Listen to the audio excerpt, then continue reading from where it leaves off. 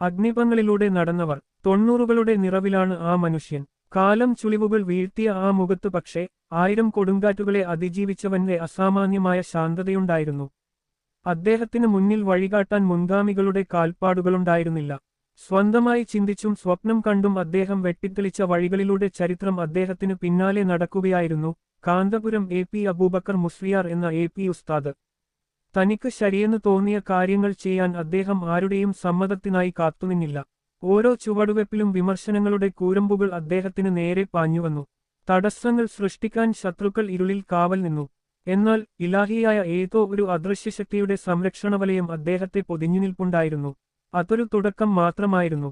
സംഘർഷഭരിതമായ കാശ്മീർ താഴ്വരകളിൽ നിന്നും അനാഥരായ കുറച്ചു കുരുന്നുകളെ അദ്ദേഹം തന്റെ തണലിലേക്ക്, കേരളത്തിലെ മർക്കസിലേക്ക് കൂട്ടിക്കൊണ്ടുവന്നപ്പോൾ എതിരാളികൾ ഉറഞ്ഞുതുള്ളി. കാശ്മീരിലെ തീവ്രവാദികളിൽ നിന്ന് പണം വാങ്ങി അവർക്ക് താവളമൊരുക്കുകയാണ് എന്ന് ചാനലുകളിൽ അവർ അലറിവിളിച്ചു. എന്നാൽ അദ്ദേഹം മറുപടി പറയാൻ പോയില്ല. പകരം ആ കുട്ടികൾക്ക് അന്നവും അക്ഷരവും നൽകി. വർഷങ്ങൾ പിന്നിട്ടപ്പോൾ ആ കാശ്മീരി കുരുന്നുകൾ ഡോക്ടർമാരും എഞ്ചിനീയർമാരുമായി സമൂഹത്തിന്റെ ഉന്നതങ്ങളിലേക്ക് ഉയർന്നപ്പോൾ വിമർശകരുടെ നാവടങ്ങി. അദ്ദേഹത്തിന്റെ മറുപടി ആ വിജയമായിരുന്നു. കാലം പിന്നോട്ട് സഞ്ചരിക്കുകയാണ്. 50 വർഷങ്ങൾക്ക് മുൻപുള്ള ഒരു പള്ളിമുറ്റം. തലപ്പാവ് ധരിച്ച് പള്ളിയുടെ ഒരു മൂലയിൽ ഇരുന്നിരുന്ന ഒരു സാധാരണ മുസ്ലിയാർ ഒരു വലിയ സ്വപ്നം ജനങ്ങൾക്ക് മുന്നിൽ അവതരിപ്പിച്ചു. 1 കോടി രൂപയുടെ പ്രോജക്ട്. പരിഹാസങ്ങൾ നാലുപാടുനിന്നും ഉയർന്നു. 1 രൂപയ്ക്ക് ഗതിയില്ലാത്തവനാണ് കോടിയുടെ കണക്ക് പറയുന്നത് എന്ന് അവർ ചിരിച്ചുതള്ളി. പക്ഷേ അവരുടെ ചിരികൾക്കുമേൽ കോഴിക്കോട് നഗരത്തിന്റെ ഹൃദയഭാഗത്ത് ആകാശം മുട്ടെ ഒരു വലിയ കോംപ്ലക്സ് ഉയർന്നു നിന്നു. മർക്കസ് എന്ന ആ മഹാസൗധത്തിന് മുന്നിൽ വിമർശകർക്ക് തലകുനിക്കേണ്ടി വന്നു. ശത്രുക്കൾക്ക് അടങ്ങിയിരിക്കാൻ കഴിയുമായിരുന്നില്ല. അവരുടെ കുതന്ത്രങ്ങൾ കടൽ കടന്നു. സൗദി അറേബ്യയിലെ ഭരണകൂടത്തെ തെറ്റിദ്ധരിപ്പിച്ച് അവർ അദ്ദേഹത്തെ റിയാദിലെ ജയിലറകൾക്കുള്ളിൽ തളച്ചു. ഇനി ഒരിക്കലും അയാൾ സൂര്യപ്രകാശം കാണില്ലെന്ന് അവർ അഹങ്കരിച്ചു. പക്ഷേ ദൈവത്തിന്റെ കണക്കുകൂട്ടലുകൾ മറ്റൊന്നായിരുന്നു. അത്ഭുതകരമായി ജയിൽ മോചിതനായ അദ്ദേഹം മദീനയുടെ തിരുമുറ്റത്ത് സിയാറത്തും കഴിഞ്ഞ് രാജകീയമായി നാട്ടിലേക്ക് മടങ്ങിയപ്പോൾ ശത്രുക്കൾക്ക് സ്വന്തം കണ്ണുകളെ വിശ്വസിക്കാനായില്ല. വർഷങ്ങൾക്കിപ്പുറം മറ്റൊരു അഗ്നിപരീക്ഷ. ചേകനൂർ കേസിൽ അദ്ദേഹത്തെ കുടുക്കാൻ അവർ CBIയെ ഇറക്കി. മദ്രാസിലേക്ക് ചോദ്യം ചെയ്യലിനായി വിളിപ്പിച്ചപ്പോൾ തന്റെ ഗാംഭീര്യം കൈവിടാതെ അദ്ദേഹം പറഞ്ഞു, വരണമെങ്കിൽ കേരളത്തിലേക്ക് വരൂ. കൊച്ചിയിലെ CBI ഓഫീസിനു പുറത്ത് അന്ന് വലിയൊരു ജനക്കൂട്ടവും മാധ്യമപ്പടയും കാത്തുനിന്നു. കൈവിലങ്ങുകളോടെ തലകുനിച്ച് പുറത്തുവരുന്ന അദ്ദേഹത്തിന്റെ ചിത്രം പകർത്താൻ ശത്രുക്കൾ ക്യാമറകളുമായി കാവൽ നിന്നു. എന്നാൽ ചോദ്യം ചെയ്യൽ കഴിഞ്ഞ് ഒരു മന്ദഹാസത്തോടെ പുറത്തുവന്ന അദ്ദേഹത്തെ കണ്ട് അവർ തരിച്ചുനിന്നുപോയി. എന്തായി എന്ന് ചോദിച്ച മാധ്യമങ്ങളോട് അവർ ചോദിക്കേണ്ടത് ചോദിച്ചു, ഞാൻ പറയേണ്ടത് പറഞ്ഞു എന്ന് ഒറ്റവരിയിൽ മറുപടി നൽകി. കാറിൽ കയറി പോകുന്ന ആ കാഴ്ച ഒരു സിനിമാരംഗത്തെ പോലും വെല്ലുന്നതായിരുന്നു.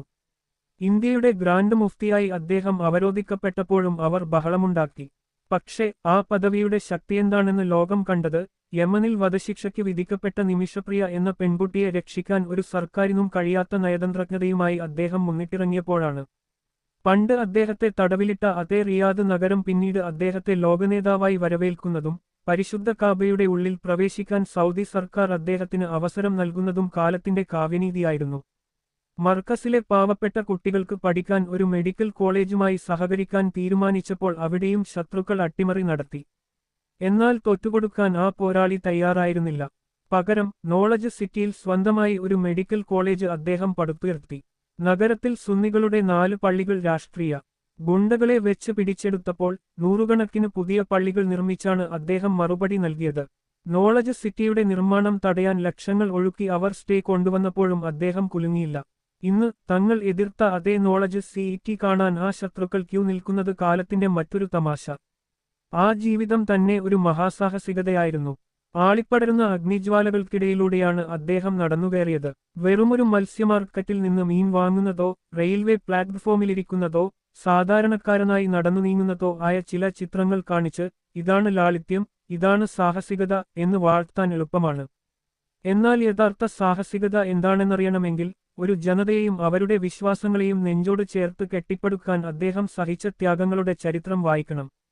ആ കഠിനാധ്വാനവും സഹനവുമാണ് അദ്ദേഹത്തെ ലോകത്തിന്റെ നെറുകയിലെത്തിച്ചത്. രാജ്യത്തിന്റെ പ്രധാനമന്ത്രിയുടെ ചേംബറിൽ അദ്ദേഹം ആദരവോടെ സ്വീകരിക്കപ്പെട്ടു. ആ രാജകീയ വേദി പോലും തന്റെ സമുദായത്തിന്റെ സങ്കടങ്ങൾ അധികാരവർഗത്തെ അറിയിക്കാനുള്ള അവസരമായാണ് അദ്ദേഹം കണ്ടത്. അവിടെ നിന്ന് പുറത്തുവരുമ്പോൾ നെഞ്ചിലെരിയുന്ന 1000 വേവലാതികൾ ഉള്ളിലൊതുക്കി കാത്തുനിന്നവർക്ക് മുന്നിൽ ഒരു ചെറുപുഞ്ചിരിയോടെ അൽഹംദുലില്ലാഹ് എന്ന് മാത്രം അദ്ദേഹം പറഞ്ഞു. അതൊരു വലിയ നയതന്ത്രമായിരുന്നു. എന്നാൽ അദ്ദേഹത്തിന്റെ തകർച്ച മാത്രം സ്വപ്നം കണ്ടിരുന്ന ശത്രുക്കൾക്ക് അതും വിമർശിക്കാനുള്ള ആയുധമായി. അവർ വീണ്ടും ഉറഞ്ഞുതുള്ളി. ഒരു വിളക്കിൽ തീ കൊളുത്തുമ്പോൾ പ്രകാശത്തിന്റെ തീവ്രതയേറിയാതെ അതിലേക്ക് പാഞ്ഞെടുത്ത് എരിഞ്ഞടങ്ങുന്ന ശലഭങ്ങളെ തടയാൻ നമ്മൾ ഒരു ഗ്ലാസ് കവചം തീർക്കും. എങ്കിലും ചില ശലഭങ്ങൾ അതിനുമുകളിലൂടെ എടുത്തുചാടി സ്വയം ഇല്ലാതാകും. ഇന്നത്തെ ഇന്ത്യയിൽ ന്യൂനപക്ഷങ്ങൾക്കെതിരെ നടക്കുന്ന ഭരണകൂട അതിക്രമങ്ങളെ വൈകാരികമായി നേരിട്ട് സ്വയം വെണ്ണീറാകുന്നതിൽ യാതൊരു അർത്ഥവുമില്ലെന്ന് അദ്ദേഹത്തിന് നന്നായി അറിയാമായിരുന്നു. അവിടെയാണ് അദ്ദേഹം നയതന്ത്രജ്ഞതയുടെയും വിവേകത്തിന്റെയും ആ ഗ്ലാസ് കവചം തീർത്തത്. എന്നാൽ ഇല്ല, അദ്ദേഹം നേരിട്ട് പോയി അഗ്നിയിൽ ചാടി വെണ്ണീറാകണം എന്ന് വാശി പിടിക്കുന്നവരോട് എന്തു പറയാൻ? അവർ സ്വയം എരിഞ്ഞടങ്ങുകയാണ്. അതുകൊണ്ട് സമുദായത്തിന് ഒരു നയാപൈസയുടെ പ്രയോജനവുമില്ല. അസൂയാലുക്കളായ ആ കുതന്ത്രജ്ഞർ എത്രയോ വർഷങ്ങളായി അദ്ദേഹത്തിന്റെ പിന്നാലെ സൈക്കിൾ ചവിട്ടി ഈ സർക്കസ് കാണിക്കുന്നു. അവരെ അദ്ദേഹം എപ്പോഴെങ്കിലും വകവെച്ചിട്ടുണ്ടോ? അവരോട് ഉപദേശം ചോദിച്ചിട്ടാണോ അദ്ദേഹം ഇതൊക്കെ ചെയ്തത്? അല്ല, ഇനിയൊട്ട് ചോദിക്കുകയുമില്ല. അതുകൊണ്ട് വിമർശകരോട് ഒന്നേ പറയാനുള്ളൂ, അദ്ദേഹത്തെ അദ്ദേഹത്തിന്റെ വഴിക്ക് വിടുക. തൊട്ടതെല്ലാം പൊന്നാക്കിയ ആ മഹാമേരുവിന് തുല്യനായി ഈ ഭൂമുഖത്ത് അദ്ദേഹം മാത്രമേയുള്ളൂ. ഒരു പകരക്കാരൻ ഇന്നുവരെ ജനിച്ചിട്ടില്ല. സാധ്യമെങ്കിൽ അങ്ങനെയൊരാളെ നിങ്ങൾ കാണിച്ചു തരൂ. എന്നിട്ടാകാം ബാക്കി വിമർശനങ്ങൾ.